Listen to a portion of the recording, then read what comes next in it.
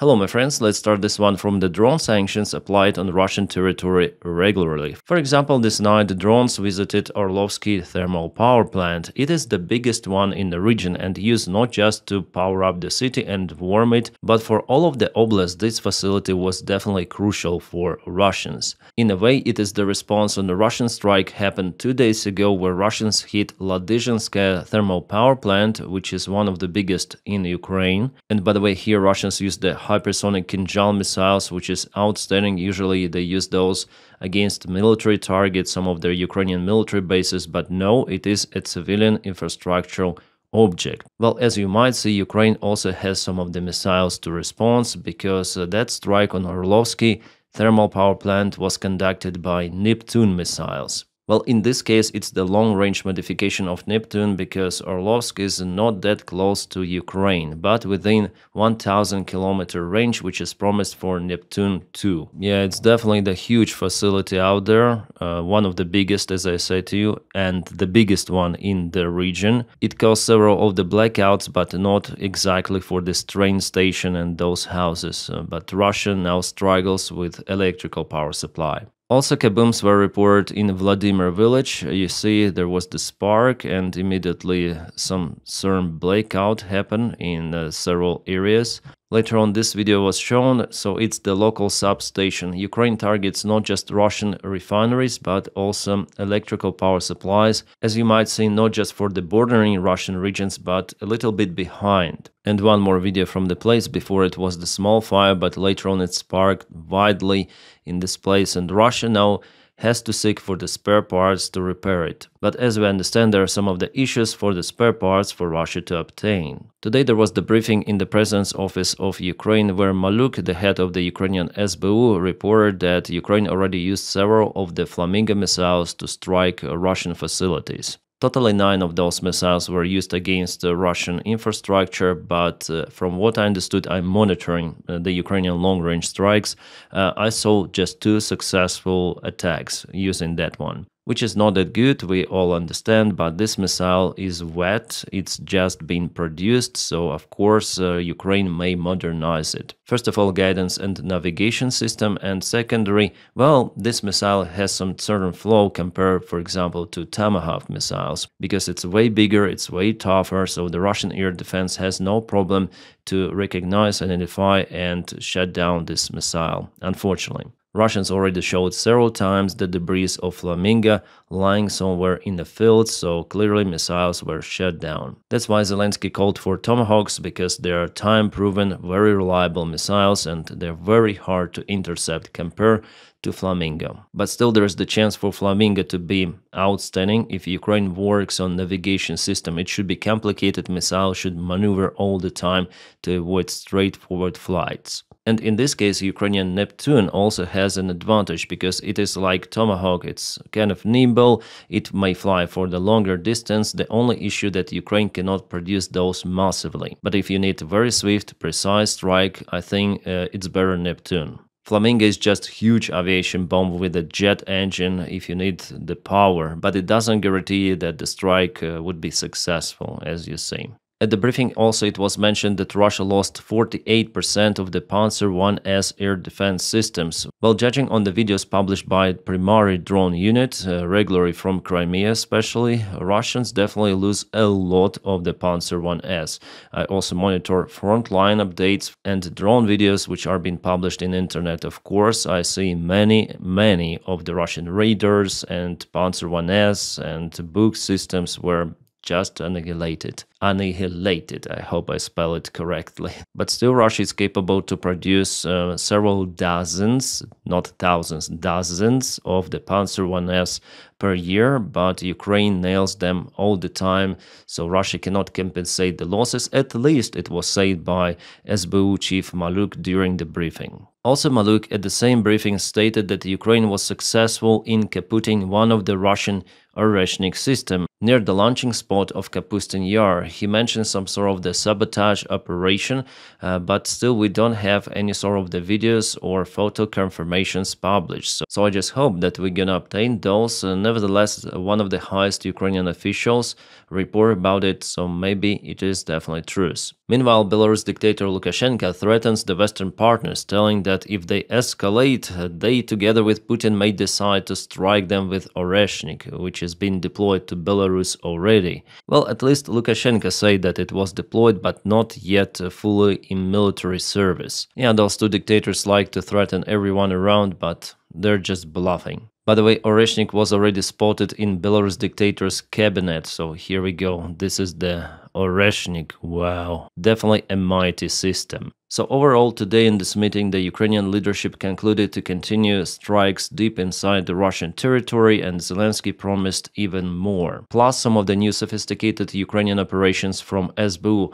Well, it's gonna be very interesting. And Zelensky clarified the operation about Oreshnik. It happened actually the last year, last summer. Then Putin started to tell about Oreshnik, and definitely there was the kaboom in Kapustin Yar, in that launching spot. Well, Ukraine takes the responsibility for that. There were some of the satellite images even shared, as far as I remember. There was the moment then Putin stopped speaking about Oreshnik missile. Well, I guess it happened because of the Ukrainian special military operation on the Russian territory. Actually, I thought that it was unsuccessful launch of some of the ICBM or some what they test out there, Sarmat missile. But no, it appears like Ukraine conducted this interesting operation. Well, in this case, I think photos or videos will not be shared because it was long time ago, the last year, but was confirmed just now. Plus, Ukrainian military reported the kaput of the Russian Buk M3 and Nebo RLS, so radar system. Both of those were kaputted in the Russian region of Rostov, which is neighboring Ukraine. Alright, now to the front lines update. We have some of the good news coming from Konstantinovka. This is the northern part of the Sumy region, so the information about Ukrainian attack was confirmed, but not yet confirmed the full liberation of this village. The fight for it continues. Well, after all, Russians don't have the other way than to retreat to their own territory because they don't have supply lines going straight to this village. All of them were cut and controlled by Ukrainian drone operators. Ukraine uses aviation for JDAM strikes on Russian territory. Here it was the Russian command headquarters, and several of the JDAMs completely ruined this Russian station. And now let's go to Kupiansk. Zelensky said that situation there is stabilized, but we see new territorial gains. Russians were spotted on the left bank of the river Oskil, where they were targeted by Ukrainian drones. Nevertheless, their groups are presented here. Yeah, I wouldn't say that the situation here is stabilized, and Ukraine will have to withdraw the forces from the left bank entirely, because Russians cut supplies. About the Pokrovsk direction, well, there's some minor territorial gains from the Russian side. Ukrainian drones spotted them in a new blocks of this town, but there was no significant movement, and still Ukrainian army is not encircled in this Mirnograd, Pokrovsk direction or pocket, as we see it. Today, Ukrainian military command confirmed that there is the absence of encirclement, and Zelensky told to Putin to come and check personally in Pokrovsk if he is sure that Ukrainian army is being encircled, and we're all gonna see what might happen to him. So in case of Pokrovsk, no change is the good news for the last 24 hours. But if we check out the deep state military map source, the situation in Pokrovsk, it's a little different. So it was yesterday and it is today. As you might see, Russians expanded gray areas kind of widely in all of this place. And this gap between the gray area is less than 3 kilometers, so for sure Ukraine should absolutely withdraw the forces. If we see the gray area expansion near Sukhy Yar, near Moskovsk, it means that Ukraine start to withdraw the forces. I think it's going to be similar to what is happening in Torys direction and Konstantinovka. You see this wide gray area, nevertheless Russia is very slow out here. So in this pocket of Pokrovsk, Mirnograd, it could be something like that. Rodensky is still under Ukrainian control. But Russians try to go here through the very difficult terrain, a thin supply line to Krasny Liman, later on to meet their group from Pokrovsk. So this is the most important direction. This one with Pokrovsk, it's already understandable, but I think Ukraine has enough reinforcements to cut this Russian attack from Rodensky. At least it's the only variant for Ukraine to act in Pokrovsk to somehow stop or slow down the Russian movement. Simultaneously, Ukraine should absolutely start to withdraw the forces from this pocket. It's already evident. Meanwhile, some of the crazy Russian military channels start to publish those kind of the maps that Rodinsk was captured by Russia and that Ukrainian army group has already been encircled, but this is bullshit. If you check out different Russian analytics, you may see that it's more or less what Deep State shows, but they put everything in the red area, there is no gray area. Well, here they put also everything red, but in fact it's not like that. And this is the Deep State with multiple of the gray areas, but I believe this source. And Russians, of course, they cannot create bridgehead in Pokrovsk yet. Just separate occasional small groups of the Russian army is presented in several areas, and in most of the cases they were just nailed by Ukrainian drone operators, but still they keep presence, and it's just a matter of time then Russia occupies Pokrovsk, unfortunately. And after all, Dnipropetrovsk region, well, I'm quite concerned about the situation happening because Russians, they're already in Novoalexandrivka, it is very close to Pokrovsk. Come on, update please. Yeah, it looks like the server is not loading correctly. Well, anyways, Russians are very close to Alexandrivka. Also, Russians again tried to attack towards Malatokmachka before they lost lots of the armored vehicles. It was a big, huge convoy. Well, today they decided to use a motorcycle instead of those heavy vehicles because the weather was nice and Ukraine spotted them on the way and kaputted. Yes. We have the video evidence from Ukrainian drone operators. This is the motorcycle. So totally 11 of the motorcycles Russia lost during a single attack. And more detailed video from the close perspective and Russian perspective of this kaboom you may find on my Telegram channel. In the video description there is the link for it. Again, there are some of the donkeys on the front lines that Russian army uses. Well, they do not use those everywhere, but still there are some of them donkeys, and sometimes they are crucially needed. Especially this time of the year, there's pretty much enough water for them to drink and they eat just grass around, still capable to carry lots of the ammunition and walk where humans can walk. So you don't need to have any sort of the fuel, any sort of the loud all-terrain vehicle, motorcycle. So actually there are multiple of the advantages in those donkeys. Yes, they are slow, but maybe it's the only disadvantage they have. And I'm not laughing, guys. Before, like, oh, donkeys in the Russian army, but even our soldiers write that they would like to have donkeys as well. I see that in the chat, in the military chat. Just imagine you have this thing, you can load everything you want on this one, and you can walk with it everywhere you want. At the same time, kind of silently, and they do not fight on the front lines. Usually they're a little bit behind. They're being used for supplies, food deliveries and so on. But Ukraine, yeah, there were already cases, then Ukraine kaputted those donkeys. It's not because the Ukrainian army is terrible, but because Russians are using donkeys. So from this morale perspective, I wouldn't use donkeys. But from the practical point of view, if you are not bothered with the speed, it could be a good tool actually.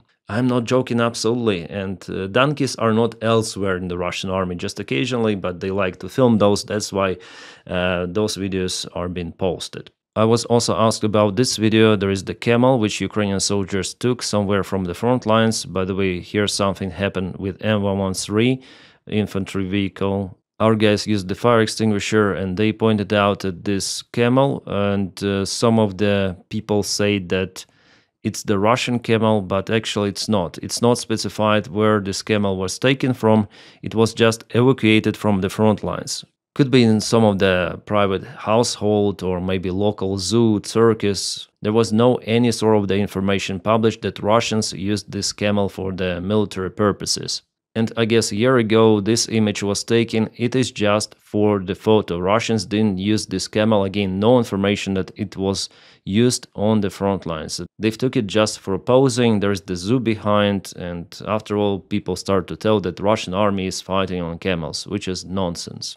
But yes, they use some of the animals like donkeys and horses for supply deliveries, and I don't see a cringe there, and I'm not laughing about it because in practice those animals could be used. Well, not camels, of course, yeah, but they don't use camels. We shouldn't underestimate Russia as an enemy. It is very powerful. And if we check out the military map, and I'm reviewing this map for almost 4 years already, if we go at 2024, let's say beginning, yeah, you see, and compare it with today, you see that it's kind of the vast Russian advancement. Yeah, in some areas, like for example, from Bakhmut to Chasiv Yar, they moved by 10 kilometers and still were not capable to occupy Chasiv Yar fully. Recently, Russia lost a couple of the vehicles in this northern part. They want to go to Konstantinivka from several directions. But speaking about this southern area, Vuhledar, Velika Novosilka, Gulay-Pole, Kurakhove, soon it's gonna be Pokrovsk, Mirnograd, well, there Russia has advantage. And you see how close they're already to Zaporizhia. It might look distant, but compare the current territorial gains with Vuhledar, Vladimirovka, which was occupied by Russians the last year, so 83 kilometers here. And from this side to Zaporizhia, almost the same distance, 86 kilometers. And here Ukrainian defense line goes somewhere close to Pokrovsk, but it's the last line for Russians to break through and to reach Zaporizhia. On the south there are more Ukrainian defense lines, that's why they still cannot reach Stepnogorsk, but here they're very effective in this direction. Even if we go 1 month ago, September the 1st, you see, September the 1st and today, kind of significant movement. But the main focus for Russians is obviously Slavyansk, Kramatorsk, Drushkivka, Konstantinivka. Guys, if they occupy and break through Ukrainian defense in this area, it's gonna be the open way for them to reach Pavlograd, Dnipro, even Kharkiv from the southern side. Because here Ukrainian defense is not that robust as in Slavyansk, Kramatorsk, Drushkivka. So Putin is waiting for that. He is preparing lots of the forces right now to break defense, and after it he thinks that he will be more successful and way faster will be able to gain more ground. It's the calculation of Russia as I see it, and really it might work for them if the situation in Ukraine continued to deteriorate with Ukrainian military support and morale of people, because fighting 40 years against this prevailing enemy is very, very hard, even though Russia has losses. But if I check out the general situation on the front lines, I would say I'm not so much optimistic as many of the pro-Ukrainian speakers. I'm the one myself, but I see like what is happening on the front lines, reality. The only positive news for the last year is this direction, where with the help of the very capable Ukrainian armed forces, Russians were stopped, but it was very close to the total catastrophe in Donbas region. I'm saying like that also to underline that without the proper military support, Ukraine cannot sustain defending Donbas or Dnipropetrovsk region or even Kharkiv, and Russia will announce a new referendum out there annexing more territories of Ukraine, so Russia can only be physically stopped in Ukraine. Unfortunately, guys, it's like that. Diplomacy is not working with Putin, as we see. I guess it is understandable even for Donald Trump, who started to apply those sanctions. But I would also like to see more prompt reaction to support Ukrainian military. Also, we have more details from Financial Times why sanctions were applied on Russia and why the Budapest meeting between Donald Trump and Putin was cancelled. It's because of Russia. They officially sent the message to the White House demanding demilitarization of Ukrainian army, even. Not just for Ukraine to give up Donbass or something, no, full demilitarization of entire country. Well, even the current White House administration understood that it's just unconditional ceasefire of Ukraine, capitulation, and they say that Ukraine will never support it. It means that Russia doesn't want to stop, so let's apply some of the sanctions and stop talking with Putin, at least for now. Russia is still standing on its demands since the beginning of the special military operation. Oh, we have some breaking news coming from Venezuela. United States closed a part of the airspace and conflicting information is coming from that region. Some of the sources close to Pentagon are saying that the strike of the United States on some of the infrastructure of Venezuela is imminent. Then around half an hour ago, Donald Trump reported that all of that is not real, that the United States is not planning to strike Venezuela. Nevertheless, after his speech, some areas were closed for commercial traffic. Meanwhile, Maduro asks for immediate military support from Russia. They want to obtain some of the ammunition, missiles, and so on. But something tells me that Russia needs that stuff as well. I guess Maduro should learn the history from Syria, where Russia didn't help at all, but Syria is way closer than Venezuela to Russia. Well, a few days ago, indeed, one of the Russian cargo planes, Ilyushin 76, landed in Venezuela, but as you understand, one military plane is not enough to deliver something to this army to be really capable. And more breaking news we have coming from the United States of America. So Pentagon cleared giving Ukraine long-range Tomahawk missiles, leaving final decision to Trump. The situation is pretty much similar to Venezuela case because Pentagon already aimed the key points of Venezuelan infrastructure, leaving the final decision to Trump to act immediately or to postpone this decision. Well, if Donald Trump really releases Tomahawks for Ukraine, it's gonna be fantastic news because, as I said to you, this cruise missile is really outstanding. But of course, Ukraine needs hundreds of those, plus the ground launchers, and there is the problem with those. Well, maybe United States might test those ground launchers in Ukraine in active battle. My friends, thank you so much for your kind support on Patreon. The link for it is in the video description just below, and also on membership of the channel. You might press join button to join me here, and I promise to film more of the Patreon and membership only content, exclusive one.